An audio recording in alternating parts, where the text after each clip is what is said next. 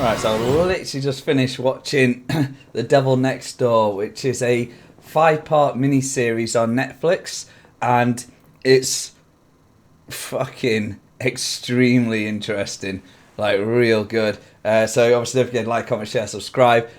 Check out my Twitch stream. Descriptions in the, no, the links in the description box down below. It's always mixed up. But yeah, so this thing, right? Even though it feels like a long time ago since World War Two and all stuff like that, in the bigger picture, it is literally right around the corner. It literally just kind of happened in the big scheme of time, kind of thing. And this is all about the dude who was one of the main guys who was at the gas chamber operator, the big punishment guy, who did all horrific things to people, and his name was Ivan the Terrible. And he was meant to be a dude that chopped people up with swords and just dug at people. And, even though they're all going to the death, he'd take a lot of joy and pleasure with caving people's skulls in and just abusing them. Anything you think of, he'd be hacking away at, smashing them up.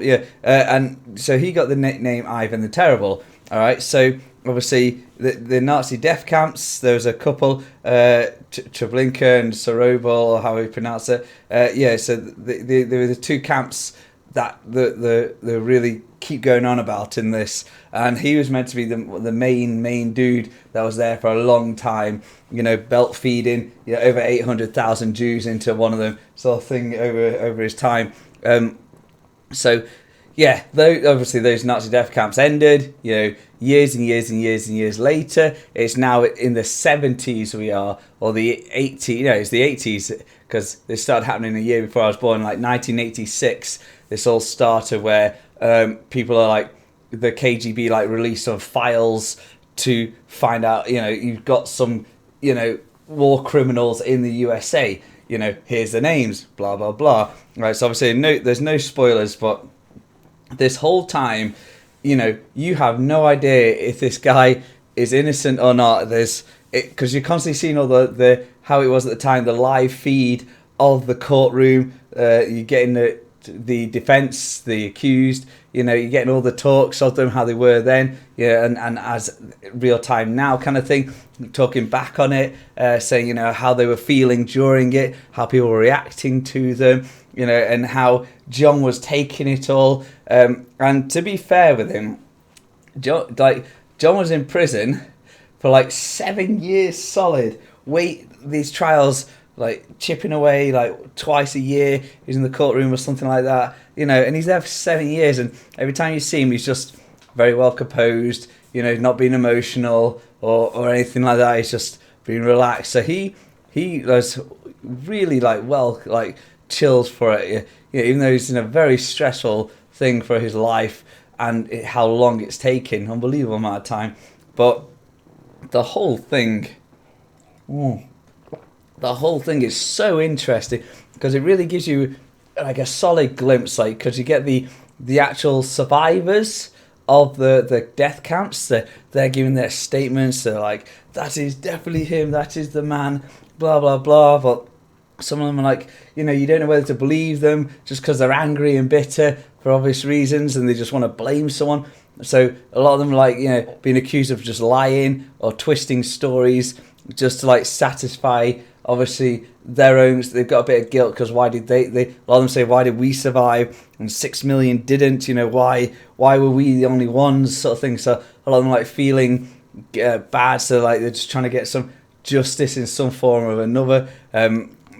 But the whole thing is such a twist and tales and stories and of madness, and the whole time you're I have no idea what's going to happen.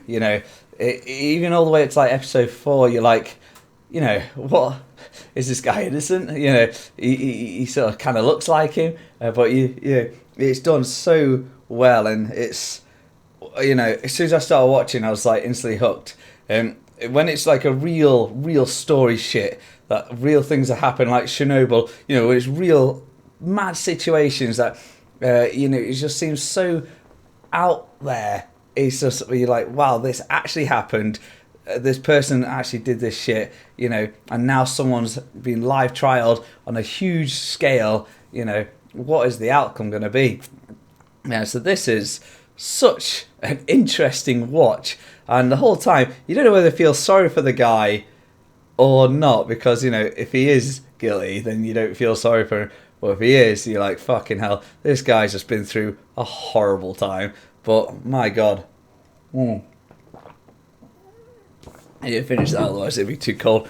No, but yeah, the whole time, yeah, his whole family is like dealing with it. Yeah, he's a father, he's a grandfather, you know, he's got a whole lineage sort of thing, and now they all think he's innocent. Everyone that knows him thinks he's innocent because they say he's such a nice guy. You know, he doesn't do anything bad. But you know, everyone has a dark past or dark history or secrets. You know, but again, you do not know. This is such an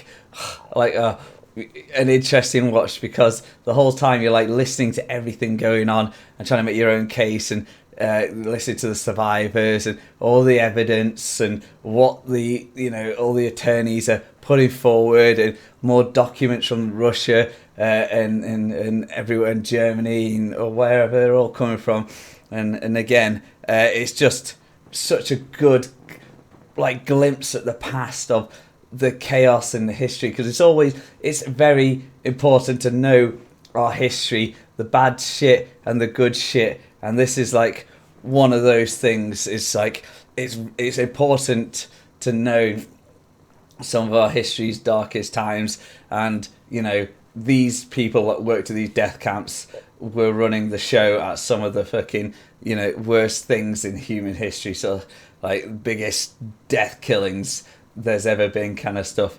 But yeah, like obviously let me know if you've seen it, comment down below, but like, comment, share, subscribe. Definitely not so much, well, it is a great watch, but I think it's an important watch, just because the historical like magnitude of it, if anything. But yeah, that's it guys, I'll see you guys later, bye bye.